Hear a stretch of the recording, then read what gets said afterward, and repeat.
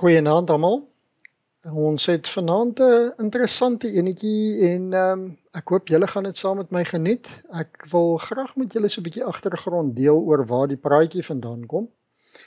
Ek is gevra om sabbatopening te doen en my dag was net eenvoudig totaal buite beheer en ek kon nie die sabbatopening doen wat ek wou doen nie en moes doen nie. Die dag het heeltemal beheer en die week het heeltemal beheer uitgeruk. En toe dog ek, wel, miskien is dit tyd dat ons kyk hoe om die Sabbat te vier. En kom ons doen dit in diepte en as 'n gevorderde kursus, as ons dit so kan stel. So wat ek gaan doen, is ek wil vir julle sommige tekste deel en sommige van die goed wat ek geneig is om te doen saam met mense vir wie ek Bybelstudie gee. En dan so 'n bietjie van wat mevrou White sê oor die onderhouding van die Sabbat. Maar ek dink voordat ons daarby kom ons buig net die hoofde en ons vra vir die Here se seën. Here, baie dankie vir die voorreg wat ons het om by mekaar te kan wees, om u woord te kan open en om te kan praat oor dinge wat baie, baie belangrik is.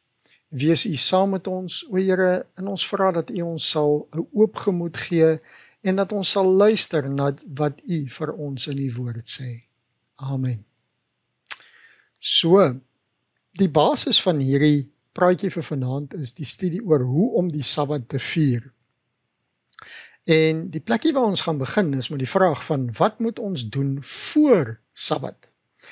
En ons kry 'n klein aanduiding daarvan in Markus 15 vers 42. Nou, Markus 15 vers 42 sê, en toe dit aand geword het, omdat dit die voorbereiding was, dit is die voorsabbat. So, daar moet voorbereiding gedoen word vir 'n Sabbat. En toe het ek gaan kyk na 'n voorbeeld van wat die Bybel vir ons sê oor wat se tipe van voorbereiding ons moet gaan doen. So, wat byvoorbeeld moet ons voorberei? En een van die eenvoudigstes en ek dink die mees bekendste gedeeltes kom uit Eksodus 16 vers 23. Nou Eksodus 16 vers 23 lees as volg. Toe sê hy vir hulle, dit is wat die Here gespreek het. Môre is 'n rustdag. Met ander woorde, hierdie is die Vrydag, dis die dag voor die Sabbat. 'n heilige Sabbat van die Here. Wat julle wil bak, bak dit, en wat julle wil kook, kook dit. En bære vir julle alles wat oor is, om dit te bewaar vir die môre toe. En almal van ons is bewus van die wonderwerk wat daar gebeur het, deurdat die kos nie vrot geword het nie, wat wel gebeur het, elke dag van die week, behalwe op 'n Sabbat. So, ons moet kos gereed kry. Nou, wat gebeur van moeilike tye? En hier het ons 'n klassieke voorbeeld van wat gebeur met boere. En dit kry ons ook in Eksodus. Ons gaan lees van Eksodus 34 vers 21. En Eksodus 34 vers 21 sê, 6 dae moet jy arbei, maar op die 7de dag moet jy rus. In die ploegtyd en in die oestyd moet jy rus. Nou as niemand dit weet nie, ploegtyd en oestyd vir 'n boer is radikaal belangrike tye. En ek is seker vir hulle is die versoeking om op Sabbat te ploeg en te oes baie groot, want dit is absoluut afhanklik van reënval en van tyd en dit is baie keer absoluut kritiek. En tog sê die Bybel vir ons, op die 7de dag moet jy rus, in die ploegtyd en in die oestyd moet jy rus, selfs in die krisistye binne in ons lewens. So, ploegtyd en oestyd is nie 'n verskoning nie. Dan kom die vraag, hoe moet ons dan optree op die Sabbat? 'n deel van die antwoord kry ons in Jesaja 58 vers 13 en 14. Jesaja 58 vers 13 en 14 lees as volg. As jy jou voet terughou van die Sabbat, om nie jou sake op my heilige dag te doen nie, en as jy die Sabbat 'n verlustiging noem, en die heilige dag van die Here hoog hou, en as jy dit eer deur nie jou gewone gang te gaan nie, nie geleentheid vir jou sake soek of ydelle taal spreek nie. dan sal ek jou verlustig, dan sal jy jou verlustig in die Here, en ek sal jou laat ry oor die hoogtes van die aarde, en jou laat geniet die erfdeel van jou vader Jakob, want die mond van die Here het dit gespreek. So, nie jou gewone gang gaan nie, nie ydelle taal spreek nie, nie jou sake te doen nie. Nou, ek weet nie van julle nie, maar soms is die ydelle taal spreek vir my nogal 'n uitdaging, want baie keer raak 'n mens betrokke binne in gesprekke wat veral met mense wat jy goed ken op Sabbat wat geneig is om te gaan in 'n rigtings waar dit nie gepas is en waar wel ek ten minste ongemaklik voel oor dit. En dit is nie altyd so maklik om sulke situasies te hanteer nie. Kom ons kyk 'n bietjie oor hoe moet ons gesindheid wees ten opsigte van die Sabbat. En dit kry ons in Amos 8 vers 4 tot 7.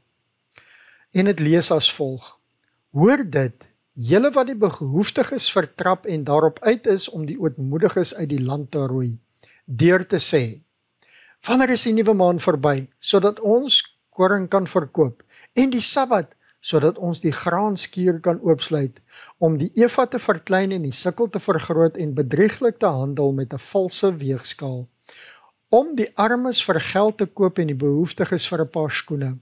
Ook die afval van die koring sal ons verkoop. Nou wat hier vir my uitstaan is, om die Sabbatdag om te wens, met ander woorde, in die ou dae het hulle altyd gepraat van om die son met die klip te gooi, sodat hy bietjie swaarder kan word en vinniger kan ondergaan. Maar ek dink julle kry die idee. Om die Sabbat om te wens, sodat jy die dinge wat jy graag wil doen, kan doen. Nog 'n vraagie.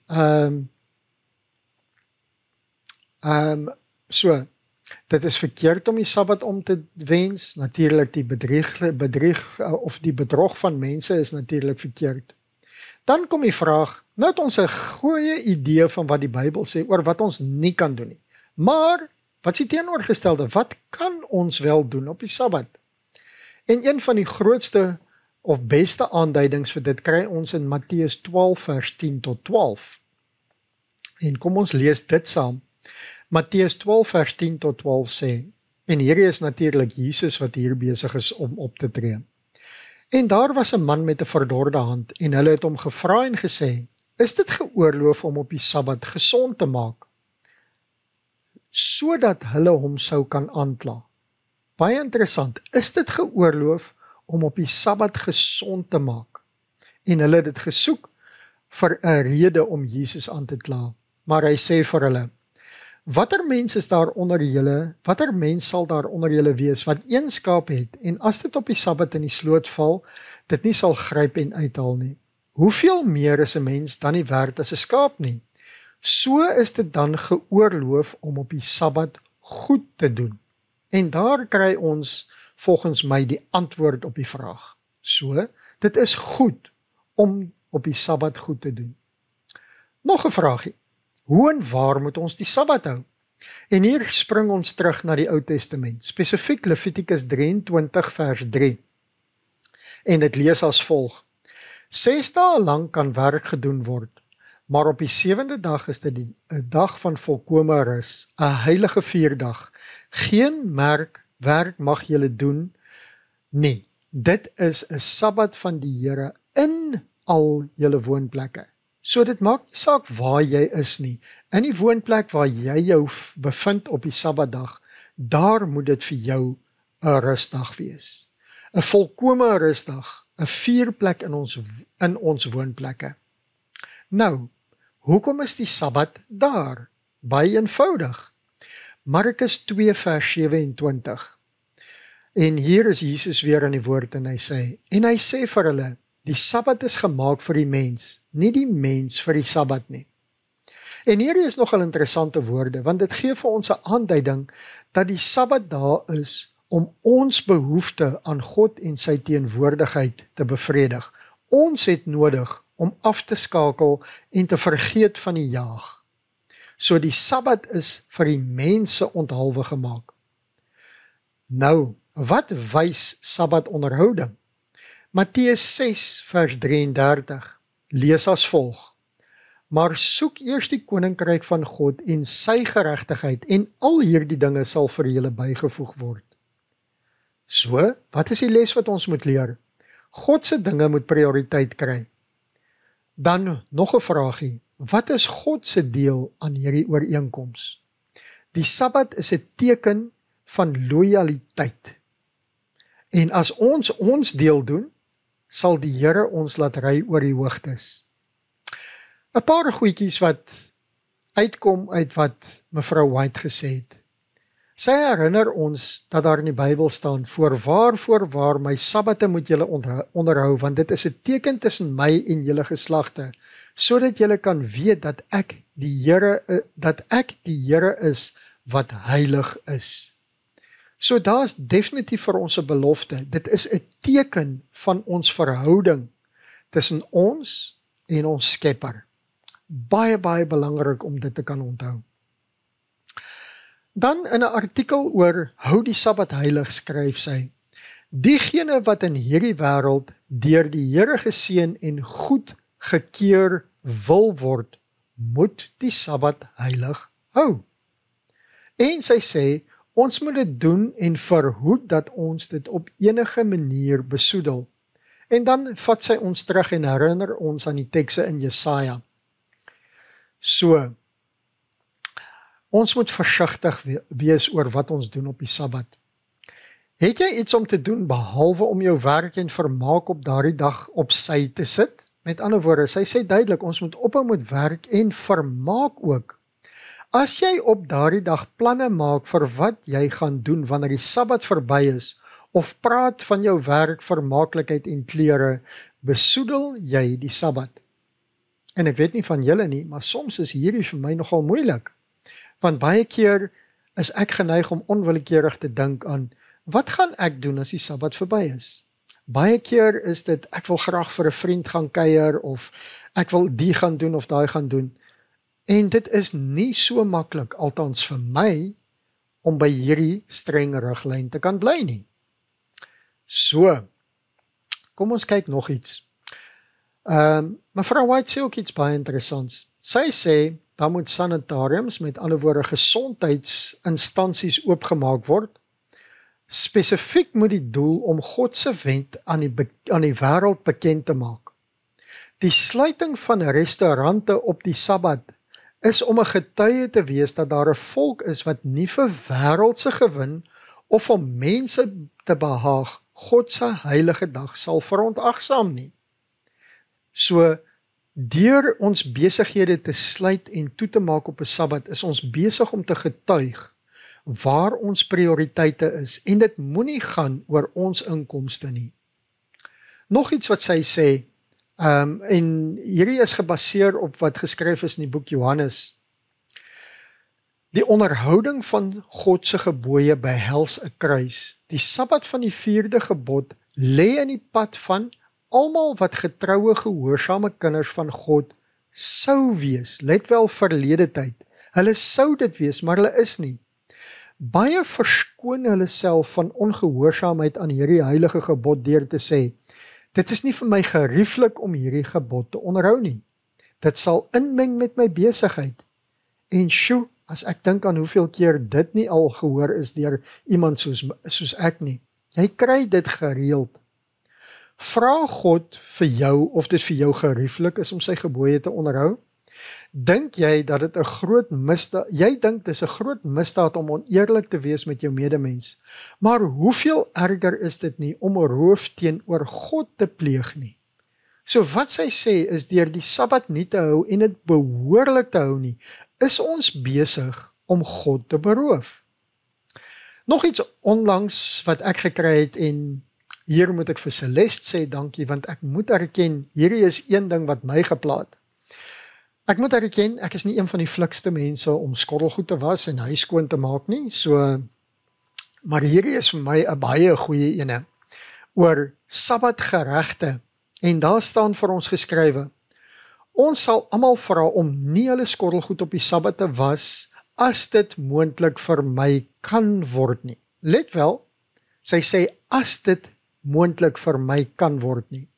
En hier het ek onmiddellik gedink aan byvoorbeeld 'n geleentheid soos as jy op Sabbat by kampvergadering is en jy het net een bord of net een koppie of net een vurk of 'n mes, dan lyk dit vir my asof dit 'n goeie ding is om wel te was. Maar sy sê, as dit moontlik is, vermy dit. Natuurlik, ek is seker dit sal 'n glimlag op menige kind en op ten minste my gesig sit. So, daar is 'n hele paar ander goed wat sy ook skryf oor die Sabbat.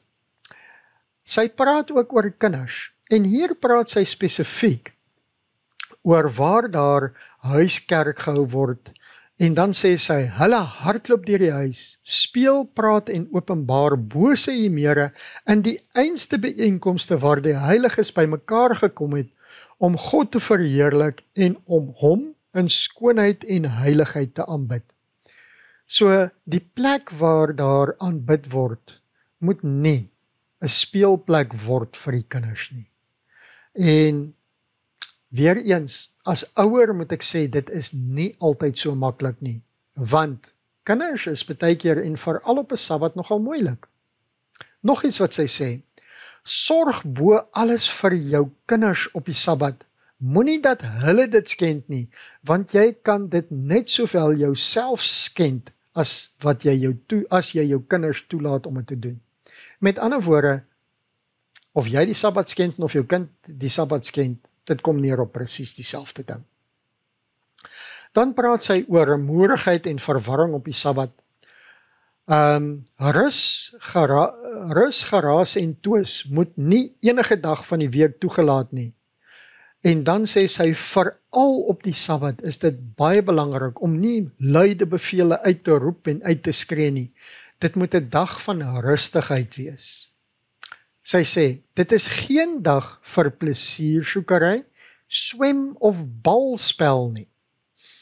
Nou, ek weet ons het in een van die vorige gemeentes spesifieke probleem gehad met die swem wat 'n krisis is, en dit raak nogal moeilik, veral as jy gaan kamp by die see oor 'n naweek en die oseaan is daar, en ja, die uitdagings is vele, maar dit word spesifiek gesê, plesiersoekery, swem of balspel nie. En tog, is daar nie soveel ander dinge wat ons kan doen nie, maar dit verg 'n bietjie insetting, dit verg 'n bietjie beplanning, dit verg 'n bietjie dink, ensovoorts. Dan praat sy ook as die Sabbat as 'n dag van diens, en hier wil ek 'n hele paragraaf vir julle voorlees, wat nogal baie interessant is. Sy sê, die Sabbat 'n dag van diens. Die eerste Sabbat van die week van gebed was 'n dag van ernstige bedrywighede. Vanaf Sunnyside en die skool is 2 spanne en 'n boot na Dora Creek gestuur om diegene wat nie so ver kon loop nie na die vergaderings te bring. Mense is genooi om hulle middagete te bring en voorbereid na die vergadering te kom om die dag deur te bring. Hulle het vrylik op die uitnodiging gereageer. Sommige was baie verbaas dat ons op die Sabbat sou inspan om hulle na die byeenkomste te bring. Hulle is geleer dat Sondaghou grootliks uit fisiese onaktiwiteit bestaan. En hulle het gedink, omdat ons so ywerig vir die Sabbatonderhouding was, ons dit sou onderhou volgens die leringe van die Fariseërs. Ons het vir ons vriende gesê, dat in die saak van die onderhouding van die Sabbat, ons die voorbeeld en lering van Christus bestudeer het, wie se Sabbate beslis in ernstige pogings deurgebring is, om te genees en te onderrig, dat ons geglo het, dat een van ons susters, wat 'n siek gesin verpleeg, die Sabbat net so onderhou, as die een, wat 'n afdeling in die Sabbatskool uitlei. Baie interessant, weer eens, na die teks wat ons gelees het, waar Jesus gesê het, dit is goed om goed te doen op die Sabbat. Nog ietsie, spesifiek oor priesters en priesterlike aktiwiteite. En ek moet erken, ek het hierdie ene gehoor, die eerste keer op 'n ouderlingsvergadering. Nee, ek jok vir julle. Dit was nie 'n ouderlingsvergadering, dit was 'n kerkraad. Die priesters in die tempel het groter arbeid op die Sabbat verrig as op ander dae. Dieselfde arbeid in sekulêre besigheid sou sonde gewees het, maar die werk van die priesters was in God se diens. En hierdie kom uit Koning van die Eeue uit. Baie interessant. So, nog iets wat sy sê, 7de dag Adventiste word dopgehou. Daar is diegene wat hierdie volk dophou om te sien wat die invloed van die waarheid op hulle is. Die kinders van hierdie wêreld is wyser in hulle geslag as die kinders van die lig. Wanneer die aansprake van die 4de gebod aan hulle gestel word, kyk hulle om te sien hoe dit beskou word deur diegene wat bely dat hulle dit gehoorsaam. Weereens, ons word dopgehou. Hulle bestudeer die lewe en karakter van sy voorstanders om uit te vind of dit in harmonie is met hulle geloofsbelijdenis. En op die opinies wat so gevorm word baie grootliks beïnvloed in die aanvaarding of verwerping van die waarheid. So ons moet versigtig wees, want ons word dopgehou, en die invloed wat ons het, mag miskien baie groter wees as wat ons gedink het. Sy sê ook, ek het gesien dat ons nog nie geweet het wat dit was om op die hoogtes van die aarde te ry en gevoed te word met die erfenis van Jakob nie. En hier kom 'n interessante tydjie in, of 'n interessante stukkie in vir die toekoms. Maar wanneer die verkwikkende en laatreën uit die aangesig van die Here kom en die heerlikheid van die krag, sal ons weet wat dit is om gevoed te word met die erfenis van Jakob en op die hoogtes van die aarde te ry. Dan sal ons die Sabbat meer in sy belangrikheid en heerlikheid sien. Ek het gesien dat ons 'n volmaakte reg in die stad gehad het, want ons het die gebooie van God onderhou, en die hemel, lieflike hemel, is ons tuiste, want ons het die gebooie van God onderhou. En natuurlik, hierdie gedeelte is gebaseer op een van my gunsteling teksies in Openbaring 22, wat ek moet erken, deesdae in verskillende vertalings, onder andere die nuwe vertaling en die 2022, heeltemal anderster vertaal word. So my broers en susters, ek het nie bedoel om vir julle te raas nie. Ek het net bedoel om vir julle te herinner aan dit wat die Here vir ons sê oor hoe ons die Sabbat behoort te hou. Ek wil hê julle moet gaan pyns daaroor. Dink oor waar jy dalk tekort skiet. En ek moet erken vir myself, hierdie is ook vir my 'n uitdaging. Sommige van die dinge is nogal moeilik om te doen. Dit is so maklik om af te wyk. En vir my is dit soms moeilik. En ek vertrou, dalk gaan dit met julle ook so. Maar kom ons probeer om so ver as moontlik die Here te eer in dit wat hy van ons verwag. Laat ons sy dag geniet. Laat dit vir ons 'n dag is wat goed is. Laat dit ons nader aan hom kan bring. Laat dit ons kan opbou en versterk. Laat ons kan afskakel van al die probleme en sorges van die wêreld. Broers en susters, gaan pyns daaroor. Ek kan nie vir julle sê wat om te doen nie. Ek weet egter waar ek staan en waar ek tekort skiet. Kom ons buig die hoofde. O Here, baie dankie vir die voorreg wat ons gehad het om saam weer te kan praat en te kan bepyns oor 'n baie, baie belangrike ding. O Here, wil U saam met ons wees? Wil U ons lei en rig in die res van die week? En wil U gee dat ons ook weer eens 'n geleentheid sal gebruik om in 'n volle mate die seëning te kan ontvang wat U geplaas het op die Sabbatdag. Ons vra dit in U naam alleen. Amen. Baie dankie julle. Ek hoop julle het dit geniet of wel, ten minste dit baie interessant en leersaam gevind. Totsiens.